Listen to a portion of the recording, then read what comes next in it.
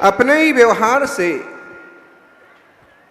आपके अपने व्यवहार से कोई पास हो गए, कोई दूर हो गए। आपके अपने व्यवहार से कोई रिश्तेदार पास हो गए, कोई दूर हो गए। अपने ही कर्मों से कोई मजबूत हो गए, कोई मजबूर हो गए। इस दुनिया में जन्म तो लाखों लोग लेते हैं, लेकिन कोई कोयला हो गए, कोई कोहिनूर हो गए, कोई कोयला हो गए, कोई कोहिनूर हो गए। और जो कोहिनूर हो गए वो आदिनाथ भगवान, वो कुंथुनाथ भगवान, वो महावीर, वो राम, वो कृष्णा, ऐसे महापुरुष जो धरती पर आए लेकिन कोयला नहीं हुए, कोहिनूर हो गए। सौभाग्यशालियों, आज मातृशक्ति का दिन है तो माताएं शांत क्यों बैठेंगी? शांत बैठना, सहज बैठना। अभी देख रहे थे आप भगवान की माता, और भगवान की माता कैसे होती है? सभी बोलिए। भक्तामर का 22वां श्लोक। स्त्रीणाम शतानि शतसो जनयन्ति पुत्रान। जोर से, आवाज नहीं आ रही है। स्त्रीणाम शतानि शतसो जनयन्ति पुत्रान।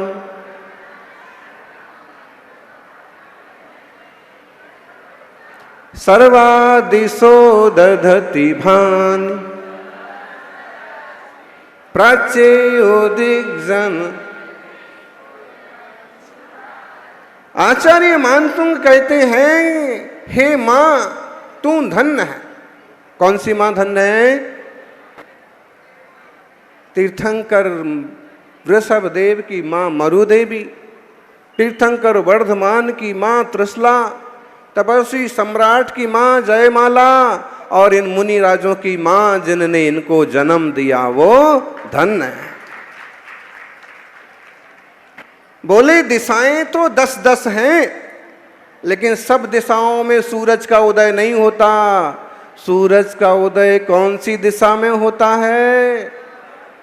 बल्ली वालों जोर से बोलो। अच्छा, छोटी पार्टी वाली बताओ, सूरज कौन सी दिशा में उगता है? और बड़ी पार्टी वालों का सूरज, सूरज तो चलो पूरब में उगता कम से कम, नहीं तो ये पार्टी वाले लोग पूरा बस चले तो एक पूरब में उड़ाएं, दूसरा। यानी पार्टी में कुछ नहीं धरा। ऐसी पार्टी बनाओ जो सीधा धर्म ध्यान में लग जाए।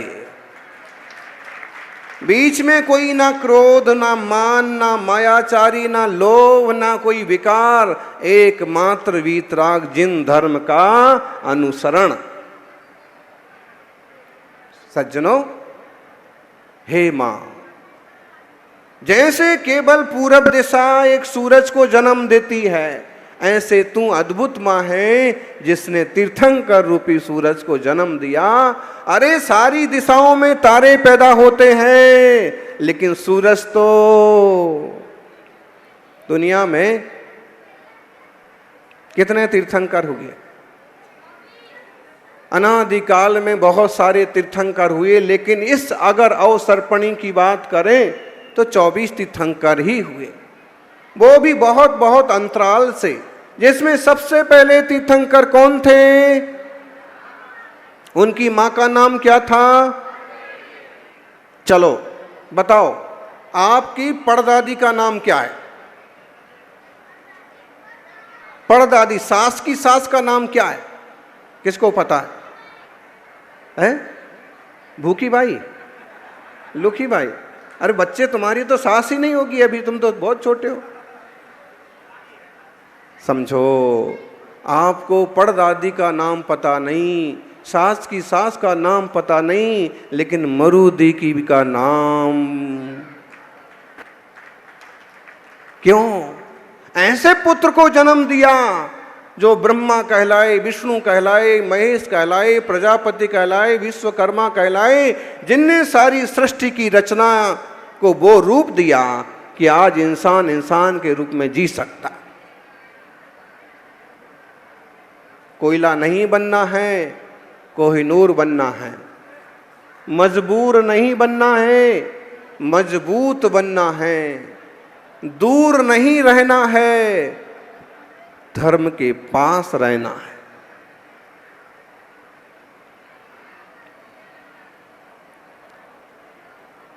ये माताएं भी धन्य हैं जिनने ऐसे पुत्र को जन्म दिया जो प्रतिष्ठा महोत्सव में शव धर्म की भूमिका में, ईशान की भूमिका में, सानत कुमार की भूमिका में है, इंद्रों की भूमिका में है, माता पिता की भूमिका में है। ये बेभाग्यशाली माँ बाप हैं जिनने जिंदगी भर भगवान जिनेंद्र की सेवा की। ऐसी संतान मिली कि जिसने बड़ा मंदिर बनवा करके प्रतिष्ठा महोत्सव रचाया। ये भी कम भाग्यशाली नहीं है। हम इतने बड़े भाग्यशाली तो नहीं हैं जितने बड़े मानतुंग स्वामी तीर्थंकर ऋषभ देव को कह रहे, लेकिन इतने भाग्यशाली तो हैं कि ऋषभ देव ना बन पाए, ऋषभ देव भगवान का मंदिर तो बना ही पाए। सब भाग्यशाली हो। इस जन्म मरण के चक्कर में जीव कहाँ कहाँ नहीं गया। एक ही जन्म में ऋषभ देव हो गए क्या? भगवान के पिताजी बहुत जवाई ले रहे हो, बताओ, एक ही जन्म में ऋषभ देव हो गए क्या? ऋषभ देव बनने में भी 10 भाव का उल्लेख तो ये शास्त्र में है, महापुराण में 10 भाव का लेखा जोखा तो इसमें है कि 10 भाव तक उन्होंने कितनी मेहनत की, परिणामों के किस ढंग से रास्ता दिया, चक्रवर्ती होने के बाद भी कैसे स्वाध्याय चिंतन में मन लगाया, वज्रनाभि चक्रवर्ती का वैभव पाकर के भी डूबे नहीं। देखो, कीचड़ में कमल भी आता है, कीचड़ में कीड़ा भी आता है। कीचड़ में कीड़ा होता है जो कीचड़ में पैदा होता है, लेकिन कभी बाहर भी आ जाए तो कीचड़ में वापस घुसता है। कमल होता है, कीचड़ में पैदा होता है, लेकिन कभी कीचड़ से चिपकता नहीं। ऐसे ही सम्यक दृष्टि जीव गृहस्थी रूपी कीचड़ में पैदा होने के बाद भी कीचड़ में घुसता नहीं है, बाहर बाहर निकलता हुआ चला जाता है। चक्रवर्ती की पर्याय में भी ऋषभ देव भूले नहीं, तब भी मुनि बने और परिवार पर ऐसा गजब का उनके वैराग्य का प्रभाव कि बड़ा बेटा भी राज लेने को तैयार नहीं हुआ, दूसरा भी नहीं, तीसरा भी नहीं। चक्रवर्ती के सारे बेटों ने मना कर दिया। बोले, पिताजी आप क्यों दीक्षा ले रहे हैं? ऋषभ देव बोले, वज्रनाभि की पर्याय में पिछले 2 जन्म पहले बोले, संसार में कोई सुख नहीं है, राज समाज महाअघ कारण वैर वड़ावन हारा, बेस्या सम लक्ष्मी अति चंचल या का कौन पत्यारा। फिर छोड़े 14 रत्न नवो निधि, अरु छोड़े संग साथी, कोटि 18 घोड़े छोड़े 84 लख, इत्यादिक संपत्ति बहु तेरी।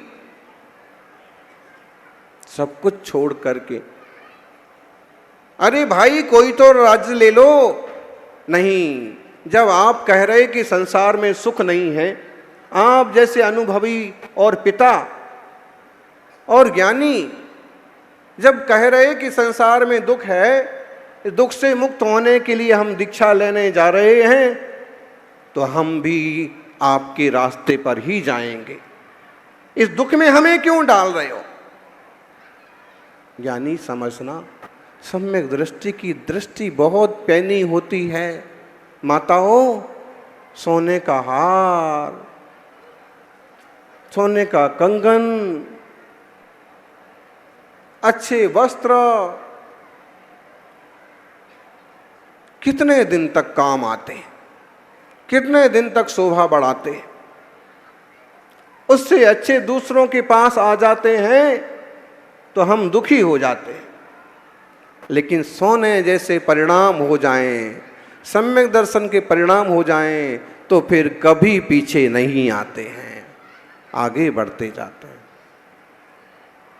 सारे बेटे दीक्षा लेने को तैयार हो गए। उनने कहा कोई तो इस चक्रवर्ती का राज्य संभालो। अरे भाई, इतना बड़ा मंदिर बनाया है, कोई तो सेवा पूजा करो। इतना बड़ा राज्य बनाया है, कोई तो संभालो। अंततः छोटे बेटे को, पोते को राज तिलक किया और दीक्षा ली। किसने? बोलो, सेठ साहबानों, किसको राज किया? छोटे से पोते को। ये राज करेगा। इसका मतलब है कि एक अवस्था के बाद घर गृहस्थी के झंझटों से मुक्त हो जाना चाहिए। घर ना छूटे कोई बात नहीं, घर का जंजाल तो छोड़ ही देना चाहिए। अपने परिणाम मैले कर करके दुर्गति का रास्ता तैयार नहीं करना। वो जीव है आदिनाथ का।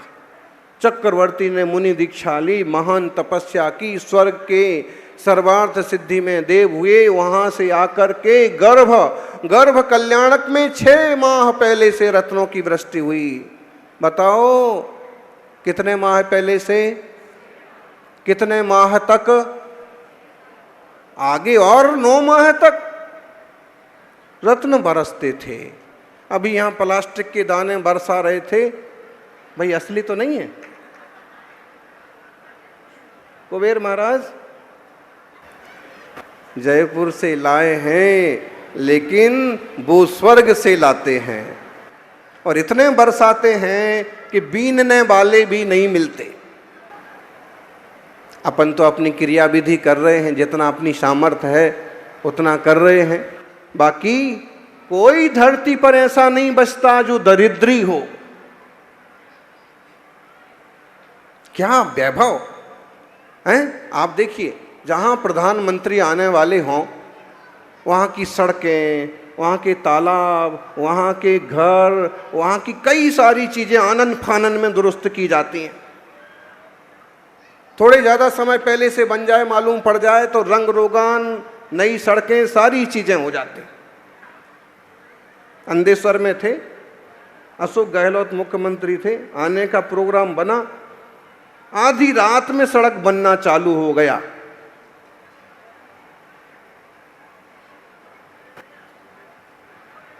मतलब क्या? फिर तीर्थंकर का पुण्य इतना तो कम नहीं होगा।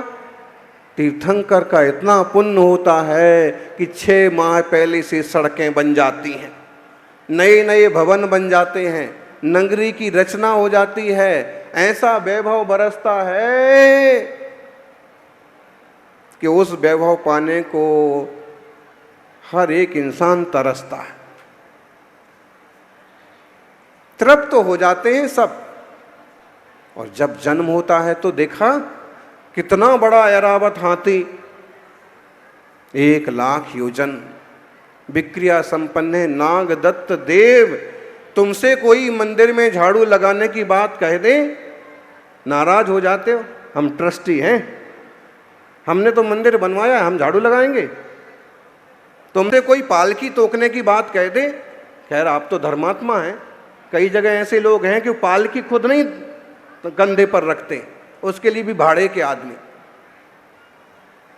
तुमसे कोई प्रक्षाल का कह दे कि भाई पहुंच करके और एक कपड़े सुखा करके रख देना, जो अभिषेक के बर्तन है वो सब धो करके रख देना, इसमें एक आध मिलेगा जो श्रद्धा से करे, बाकी तो 10 जने झगड़े को खड़ा हो जाएंगे। हम क्यों करेंगे? ये नाग दत्त देव से सीखो। वो कहता है मुझे हाथी बनने का सौभाग्य मिलेगा, मैं कृत हो गया, मैं धन धन हो गया। उसके निर्मल परिणामों का फल हुआ कि जिसके पृष्ठभाग पर तीर्थंकर भगवान विराजे वो जीव भी एक भवावतारी हो गया। मंदिर के आंगन में झाड़ू लगाना भी पुण्य कमाना है, सफाई करना भी पुण्य कमाना है। जिन अभिषेकों से, जिन वस्त्रों से अभिषेक होता है उनका भी 2 करके रख देना। परिणाम कैसे हैं आपके, उस पर निर्भर करता है।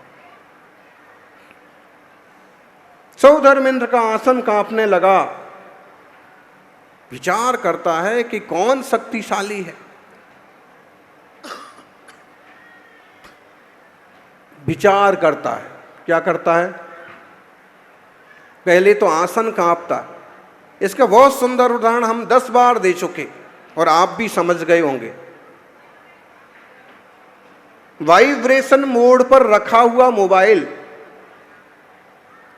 मतलब क्या, मतलब है कि फोन तो आएगा लेकिन घंटी नहीं बजेगी, तो क्या होगा, घंटा बजेगा।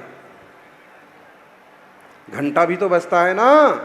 इधर तीर्थंकर का जन्म होता है और कल्पवासी देवों के यहाँ घंटा बजता है, बेंतरों के यहाँ तुरही बजने लगती है, ज्योतिषियों के यहाँ सिंहनाद हो जाता है, भवनवासियों के यहाँ। अब पंडित जी देख करके बताएंगे भवनवासियों के यहाँ क्या होता है। कुछ तो बजता है, शंख बजने लगता है, अपने आप बजने लगता है। और यहां सौधर्म का आसन कंपायमान होता है। घंटी भी बोले अगर आपने वाइब्रेशन मोड पर रख रखा है तो भी हिलने डुलने से तो बचोगे नहीं। घंटे में आवाज हो सकती है, उसमें आवाज हुई, वो वाइब्रेशन मोड पर नहीं था। शंख बजता है, वो भी बजा, भीरी बजती है, वो भी बजी। पटाहा 12.5 करोड़ जाति के बाजे बजने लगे और वाइब्रेशन मोड पर हिलने लगा। बिना नंबर के नंबर ऐसे लगता है। आपको तो बटन दबाना पड़ता है, लेकिन जब पुण्य का उदय आता है तो सिंहासन तक हिलने लग जाते हैं। लेकिन सौधर्मेंद्र घबराया नहीं और न एकदम गुस्से में खड़ा हो गया कि किसने हिलाया। ज्ञान जरूर लगाता है कि कौन शक्तिशाली पुरुष है, किसके कारण से, फिर बाद में निर्णय करता है। इसका मतलब है कि सौधर्म जना शक्तिशाली व्यक्ति भी बेवकूफी नहीं करता।